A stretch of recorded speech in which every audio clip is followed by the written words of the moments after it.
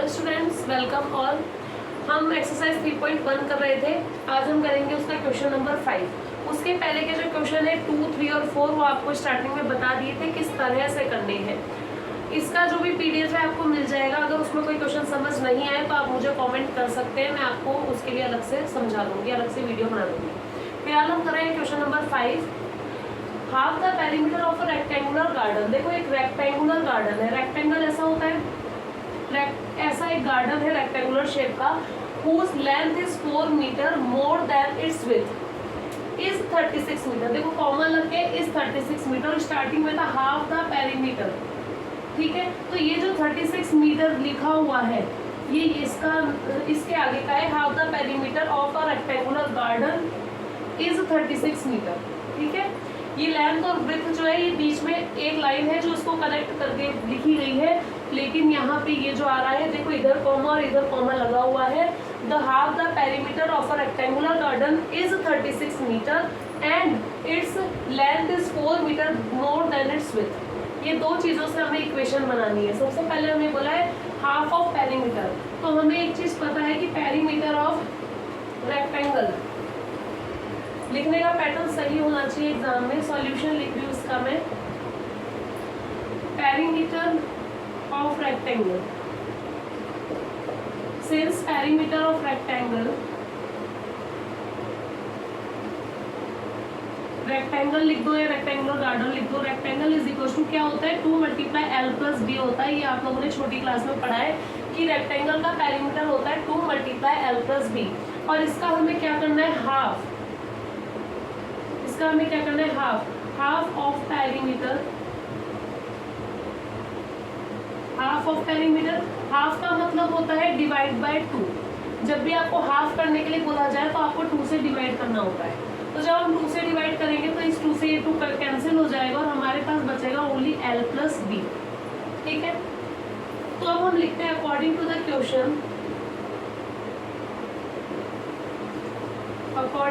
Question हमें यहाँ पे क्या दिया हुआ है, एक चीज हमें दी है L + B = 36। देखो हमें लिखा है half the perimeter of rectangle is 36 metre. तो हाफ पेरीमीटर क्या हो गया L + B हो गया, हाफ पेरीमीटर क्या हो गया L + B हो गया। वो हमें कितना दिया 36, इसलिए L + B क्या हो गया 36। ये होगी इक्वेशन नंबर 1। इक्वेशन नंबर 2 जो हमें आगे बोली है length is 4 metre more than its width, ठीक है। विड्थ ब्रेथ B से हम डिनोट करते हैं, विड्थ को ब्रेथ भी बोल सकते हैं, विड्थ भी बोल सकते हैं, और लेंथ को हमने डिनोट किया है L से। तो अब हमारे पास है इट्स लेंथ इज, इसका मतलब इज इक्वल टू, और 4 मीटर मोर का मतलब प्लस, किससे विड्थ से। विड्थ को हमने क्या लिया है B और लेंथ हो गई L। तो देखो सीधी सी हमारे पास में इक्वेशन सीधी सी क्लियर दिख रही है हमें। लेंथ क्या है 4 मोर देन मतलब प्लस विड्थ से यानी B से। तो इसको हम लिखेंगे 4 + B L = 4 + B, ठीक है। Length is 4 more than its width, ठीक है। विड्थ को हमने किससे डिनोट किया है B से। ब्रेथ भी बोल सकते हैं, विड्थ भी बोल सकते हैं, B से डिनोट कर दिया। और सीधा सा लिख रहा है लेंथ का L हो गया, इज का मतलब इज इक्वल टू हो गया, 4 हो गया, मोर का मतलब प्लस हो गया, विड्थ का B हो गया। ये हो गई इक्वेशन नंबर 2। इसको थोड़ा सा और ढंग से लिखना चाहें तो हम लिख सकते हैं, इस प्लस के B को मैं इधर लाके माइनस का B बना दूं, इस प्लस के B को इधर की साइड लाके माइनस का B बना दिया, 4 हो गया। प्लस का B इस साइड आके माइनस भी बन गया और ये 4 हो गया। ये हो गई इक्वेशन नंबर 2। अगर आप डायरेक्ट भी लिखोगे, डायरेक्ट ये भी लिखोगे तब भी गलत नहीं है, इसको भी हम डायरेक्ट इक्वेशन 2 लिख सकते हैं, और ऐसे लिखना चाहो तो ऐसे भी लिख सकते हैं। अब हमें ग्राफिकल मेथड से इसका सॉल्यूशन निकालना है। हम लिखेंगे इन इक्वेशन 1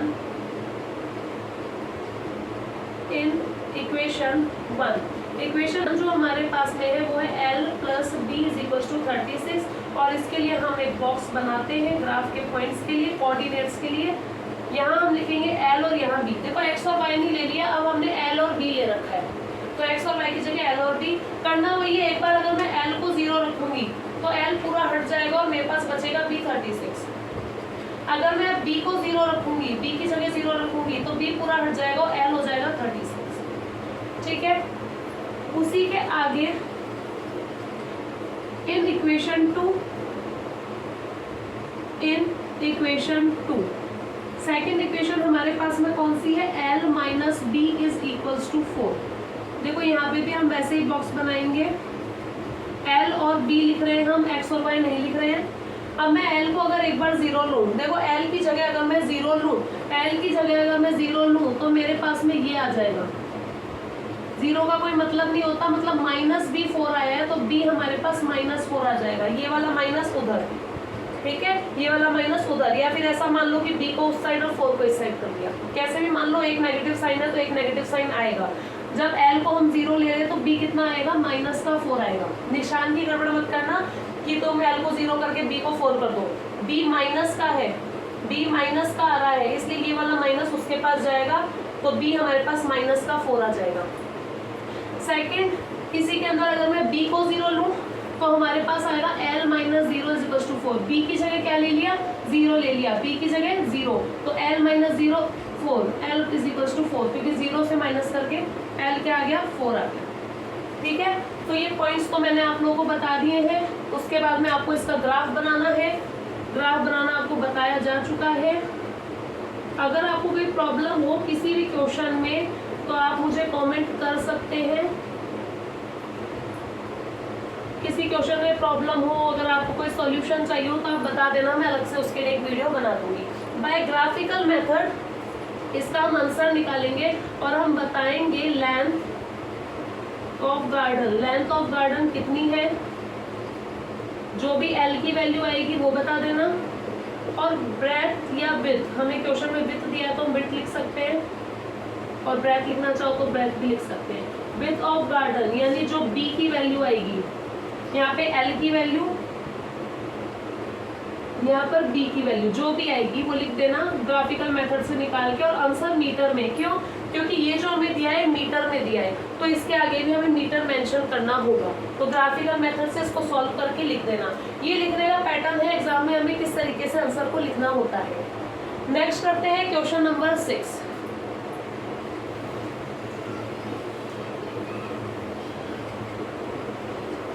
क्वेश्चन नंबर 6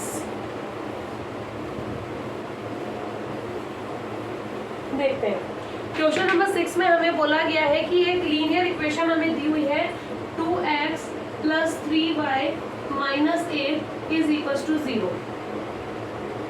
और हमें इसके साथ के लिए, क्योंकि एक इक्वेशन है तो हमें एक और इक्वेशन लिखनी है। दो इक्वेशन की पेयर पढ़ रहे हैं हम, लीनियर पेयर पढ़ रहे हैं, हमें दो इक्वेशन लिखनी है। एक लीनियर इक्वेशन लिखी हुई है, दूसरी लीनियर इक्वेशन इस अकॉर्डिंग लिखनी है कि एक तो उसके अंदर इंटरसेक्टिंग लाइन बन जाए। इंटरसेक्टिंग लाइन के लिए एक इक्वेशन हमें लिखनी है यहाँ पे पैरेलल लाइंस के लिए, पैरेलल लाइंस के लिए, और एक इक्वेशन हमें यहाँ लिखनी है कोइंसिडेंट लाइंस के लिए, कोइंसिडेंट लाइंस के लिए। चलिए देखो, आपको एक रूल बताया गया था A1/A2, B1/B2 और C1/C2। इनमें कुछ रिलेशंस होते हैं और उस हिसाब से हम ये निकालते हैं। तो यहाँ पर इंटरसेक्टिंग लाइंस के लिए क्या रूल था, A1/A2, हम यहाँ इसके सॉल्यूशन में लिखेंगे for intersecting lines A1/A2 is not equals to B1/B2। इसके सॉल्यूशन के लिए भी वैसे ही लिखेंगे फॉर पैरेलल लाइंस। इसका क्या रूल था, A1/A2 is equals to B1/B2 but not equals to C1/C2। इसके लिए भी वही लिखेंगे फॉर कोइंसिडेंट लाइंस क्या होता है, A1/A2 is equals to B1/B2 is equals to C1/C2। ये हम पहले पढ़ चुके हैं, ठीक है। ये अलग अलग क्वेश्चन है, अलग अलग भी सॉल्व करना, मैं तो आपको सिर्फ समझाने के लिए एक साथ सॉल्व कर रही हूँ, ठीक है। ये रूल्स हमें पता है। अब यहाँ पे देखो हमें क्या क्या पता है। हेयर A1 हमें पता है 2 है, और B1 हमें पता है 3 है, और C1 हमें पता है -8 है, ठीक है। इक्वेशन इस साइड 0 होनी चाहिए, सब कुछ इधर होना चाहिए। x का कोएफिशिएंट A होता है, y का कोएफिशिएंट B होता है, ओनली कांस्टेंट C होता है, और ये एक ही इक्वेशन दी है तो इसको हम इक्वेशन 1 अज्यूम कर रहे हैं। इक्वेशन 2 हमें निकालनी है, इसलिए इक्वेशन 1 में के according A1, B1 B1 C1, ये चीज यहाँ भी लिखनी है और ये चीज यहाँ भी लिखनी है आपको, तीनों जगह लिखना है आपको। Here A1 is equal to 2, B1 is equal to 3, C1 is equal to -8। और इस वाले क्वेश्चन को जब सॉल्व करोगे तब भी लिखना, ये तो कॉपी में लिखने के लिए है, बाकी एग्जाम में तो एक ही क्वेश्चन आएगा, एक साथ आएगा, तो ऐसा क्वेश्चन एग्जाम में आएगा तो एक ही आएगा वो तो, ठीक है। अब हमें क्या करना है, सीधा सा है, देखो A1 की जगह मैंने A1 लिखा, यहाँ लिखा A2, यहाँ नॉट इक्वल्स 3 और B2, A1 की जगह A1 लिखा यानी 2, A2 मुझे नहीं पता A2, B1 की जगह B1 लिखा 3, B2 मुझे नहीं पता B2, ठीक है। अब इसका मतलब क्या है, यहाँ पे A2 और B2 में कुछ भी ले सकती हूँ। देखो ऊपर वाली चीज तो वैसे भी बराबर नहीं है, ऐसी कोई चीज लेना जिसमें ये दोनों बराबर नहीं हो, तो ऐसा नहीं है इसका एक ही आंसर निकल रहा हो, मैं अपनी तरफ से आंसर लिखवा दूँ एक ही हो गया, मैडम ने बता दिया यही आंसर आएगा, इसका कुछ भी आंसर हो सकता है। A2 की जगह मैं बहुत सारी चीजें लिख सकती हूँ, B2 की जगह मैं बहुत सारी चीजें लिख सकती हूँ, बस ध्यान रखना ये दोनों बराबर ना हो जाए, किसी भी तरह से बराबर नहीं होनी चाहिए। उसके अलावा तुम A2 की जगह कुछ भी रखो, जैसे मान लो मैंने A2 की जगह 5 रख दिया और B2 की जगह मैंने 7 रख दिया, ठीक है, 5 रख दिया, मान लो B2 की जगह भी 5 रख दिया, बराबर तो तब भी नहीं है। तो ये तो मैंने चीज लिखी है, प्लस में भी लिख सकते हैं, मैंने सोचा मैं माइनस में लिख दूं, माइनस में भी लिख सकते हैं, बहुत सारे ऐसे एलिमेंट्स हैं, ठीक है। तो दूसरी इक्वेशन क्या हो सकती है इसके लिए, देखो दूसरी इक्वेशन इसके लिए क्या होगी, यहाँ पे कुछ भी एलिमेंट ले लो, जैसे मान लो मैंने 5 ले लिया और इसके साथ मैंने 7 ले लिया, तो हमें साफ दिख रहा है यहाँ से कि A1/A2 जो आ रहा है 2/5 आ रहा है, B1/B2 3/7 आ रहा है, 2/5 और 3/7 कहीं से भी बराबर नहीं होते, ठीक है। यहाँ पे कुछ भी ले लो, चाहे 8 का 8 ले लो, कोई फर्क नहीं पड़ने वाला, कोई और नंबर ले लो, प्लस में ले लो, माइनस में ले लो, इधर प्लस में ले लो, माइनस में ले लो, इधर भी प्लस या माइनस में ले लो, किसी में भी ले लो और कोई सा भी नंबर ले लो, ठीक है। तो हमारा काम सिर्फ इतना है कि कोई सा भी नंबर सोचना है कि ये बराबर ना आए, बस इसके लिए। तो यहाँ पे हम दूसरी इक्वेशन मैंने अपनी तरफ से लिख दी, जैसे मैंने यहाँ 5 ले लिया और यहाँ मैंने 7 ले रखा है, तो मैं लिख रही हूँ 5x + 7y और +3 = 0, कुछ भी ले लो, ऐसा नहीं है इसका एक ही आंसर है, तुम्हारी जो इच्छा हो वो इक्वेशन बना दो, बस ध्यान रखना ये वाली चीज बराबर ना आ जाए इसके लिए। लेकिन इसके लिए तो हमें बराबर ही चाहिए, इसके लिए हमें बराबर ही चाहिए, इसके लिए हमें बराबर चाहिए, मतलब ये 2 है तो ये भी 2 चाहिए, ये 3 है तो ये भी 3 चाहिए, इसने ही तो कहा है A1/A2 B1/B2 इक्वल होने चाहिए, ये A1/A2 ये B1/B2, ठीक है, ये बराबर, अब एक मिनट, ये बराबर नहीं हुए भी, ये बराबर नहीं हुए, बराबर कैसे हो गए, देखो 2/A2 बराबर B1 की जगह आया 3/B2 और यहाँ पे C1/C2 बराबर नहीं रखना है तो -8 और इसके साथ अपन कुछ भी लेंगे। अब देखो यहाँ पे एक चीज ध्यान रखना, बराबर का मतलब ये और ये बराबर होना चाहिए ना, तो A2 की जगह और यहाँ पे B1 की जगह, तो अपन इन दोनों का कोई कॉमन चीज सोचो, 2 और 3 की कोई कॉमन चीज सोचो, जैसे 6 2 की टेबल में भी आता है और 3 की टेबल में भी आता है, ठीक है। तो मैं ऐसा कुछ कर दूं कि ऊपर 6 आ जाए दोनों के, एक बार के लिए अगर ऐसा कुछ सोचा जाए कि दोनों के ऊपर क्या आ रहा है, 6 आ रहा है, एक में 2 है एक में 3 है, रफली सोचना है ये चीज, तो 6 दोनों के अंदर कॉमन रहता है, तो इसको अगर मैं 3 से डिवाइड कर दूं तो 3 1 जा 3 3 2 जा 6, और यहाँ पे मुझे क्या लाना है, इनको इक्वल करना है ना, दोनों को 6 बनाना है। एक काम करो, 6 बनाने के लिए इसको 3 से मल्टीप्लाई कर दो और इसको 2 से मल्टीप्लाई कर दो, ऊपर नीचे 3 से, ऊपर नीचे 2 से, ठीक है। तो ये हमारे पास में ये वाली टर्म क्या आ जाएगी, 2 3 जा 6/3 और 3 2 जा 6/3, इसको भी 3 ले लो। मतलब मैंने क्या किया है, मैंने सिर्फ ऊपर की चीजें सेम बनाने के लिए कोशिश की है कि हम क्या कर सकते हैं, ठीक है। तो यहाँ पे हमें ऊपर मिल गया 6/3 और ये 6/2, 3 2 जा 6,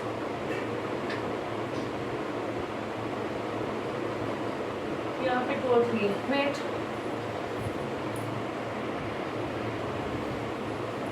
देखो एक काम करो, ये अपने पास में ये कंडीशन है, ये ये वाली जो कंडीशन है इसकी जगह चेंज कर दो, इस A2 को इधर और 3 को इधर कर दो, A2 को उधर की साइड और 3 को इधर की साइड, A2 को उधर 3 को इधर, क्रॉस में चेंज कर लिए जगह। अब A2 की जगह क्या लेना है 2 और B1 की जगह क्या लेना है 3। देखो ये 2 पहले से है और A2 की जगह क्या लेना है 2, ऊपर 3 है, B1 की जगह क्या लेना है 3। ठीक है, अब ये बराबर हुए कि नहीं आप देखो, जब हम इसको काटेंगे तो कट करके क्या आएगा 1 और इसको काटेंगे तो कट करके क्या आएगा 1, दोनों बराबर हो गए। तो यहाँ पे कुछ ऐसा लेना कि 1 ना आए, यहाँ पे कुछ ऐसा लेना है कि 1 नहीं आना चाहिए। तो -8 के नीचे कोई -8 मत लो, क्योंकि -8 के नीचे -8 लेंगे तो कट के 1 हो जाएगा, और हमें 1 बनाना नहीं है, तो कुछ भी ले लो, जैसे 7 ले लिया। ठीक है, तो हमें दोनों को सेम बनाना था, उसका तरीका आपको यहाँ बता दिया। ठीक है, चलो तो दूसरी इक्वेशन हमारी क्या बन गई, देखो A2 की जगह क्या लिया है 2, B1 की जगह क्या लिया है 3 और यहाँ पे क्या लिया है 7।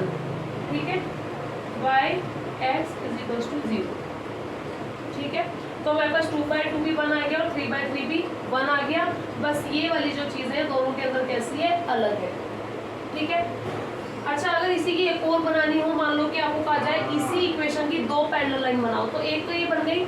अब ये जो दूसरी वाली इक्वेशन आई है ना, इसको चाहे 2 से मल्टीप्लाई कर दो, तो ये बन जाएगी 4x, 2 3 = 6y, 2 7 = 14। अगर इसी को 3 से मल्टीप्लाई कर दो तो 3 2 = 6, 3 3 = 9, 3 7 = 21। ये सब की सब और भी निकल जाएंगी, 4 से 5 से 6 से 7 से मल्टीप्लाई करते जाओगे और बढ़ती जाएगी।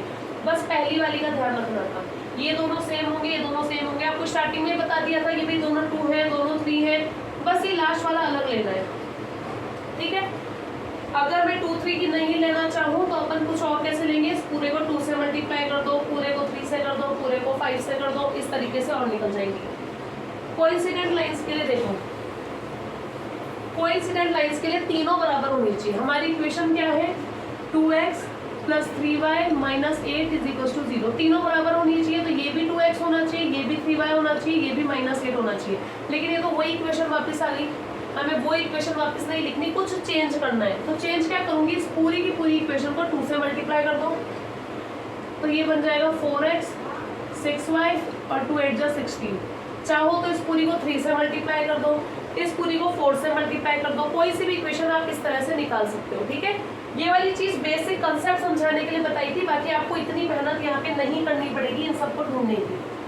आपको सिर्फ इतना सा काम करना है, जैसे मुझे इक्वेशन दी है यहाँ पे 2x + 3y - 8 = 0, इनको पहले सेम ले लो, ये तो सेम होना चाहिए ना हमारे पास, और ये सेम नहीं होना चाहिए, तो इसकी जगह कुछ भी ले लो जो आपकी इच्छा हो।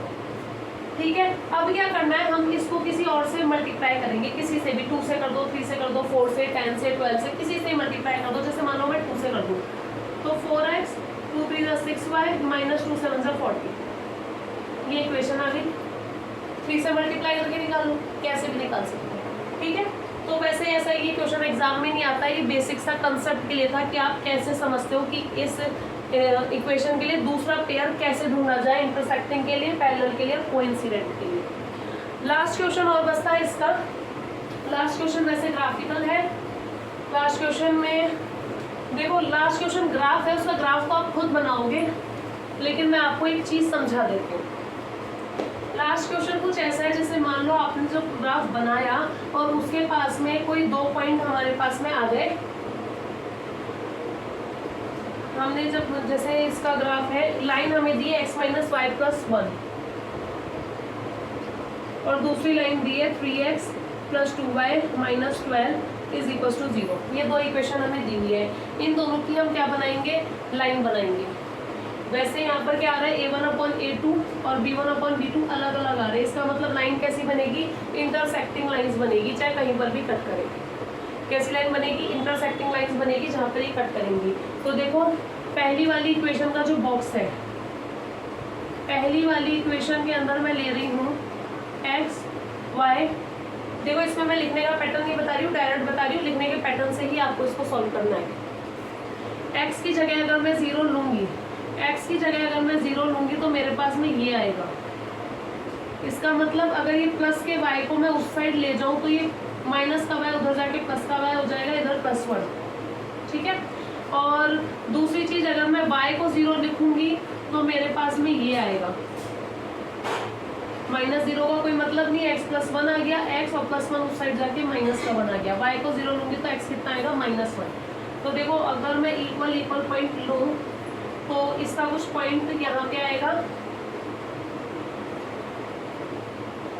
x -1 पे और y +k1 पे, मतलब एक लाइन तो आपकी ऐसी जाएगी। कौन सी इक्वेशन है ये, x - y + 1 = 0, ठीक है। दूसरी वाली का अगर मैं बॉक्स बनाऊं, दूसरी इक्वेशन इस वाली का अगर हम बॉक्स बनाते हैं तो देखो x की जगह 0 लो, x की जगह अगर मैं 0 लूंगी तो ये पूरी की पूरी टर्म क्या हो जाएगी, 0 हो जाएगी x वाली। तो हमारे पास बचेगा 2y - 12 = 0, 2y = +12, -12 उधर जाके प्लस हो जाएगा, y = 12 / 2 क्या हो गया, 6 हो गया। तो y की वैल्यू कितनी आ गई, 6 आ गई जब x को 0 लिया।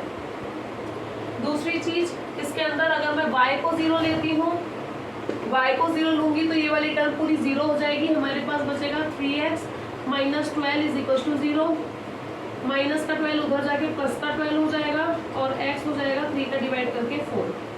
y को 0 लेंगे तो x कितना आ गया, 4 आ गया, ठीक है। तो x इक्वल गैप लेना है तो, और y का 6,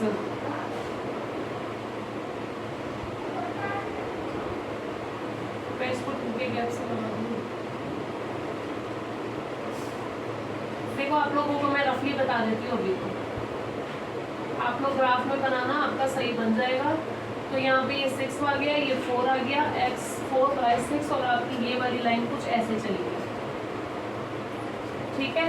ये मैंने रफली बनाया है, आप लोग इसको कॉपी में फेयर तरीके से ग्राफ में बनाएंगे तो एकदम सही बन जाएगा ग्राफ। इसके अंदर हम क्या देखते हैं, आगे हमें बोला है determine the coordination of the vertices of the triangle formed by these lines and the x axis.